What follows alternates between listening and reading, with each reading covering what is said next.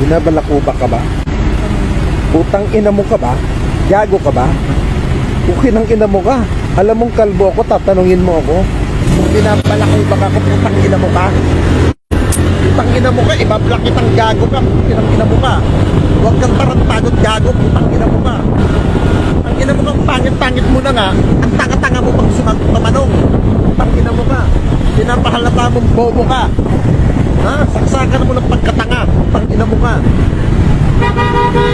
Ha? Binabalakubak mo ang kalbo? Binabalakubak mo ang kalbo? Ang ina mo. Tapos, buti nga wala pa nagtatanong dyan. Kahit nagsashampoo ka ba? May mga ganong tanungan mga putang inang yan eh.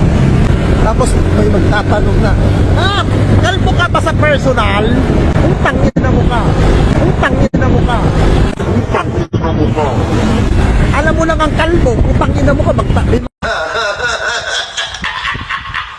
Siyempre, Sunday ngayon, araw ng mga kalandian. Di ba? Kalandian. Tama na, mag-short-short lang muna. Hindi na muna ako magpapantalon.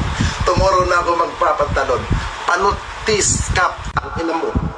Panut-panut ka pang nalalaman dyan. Buha ka ng pinaka.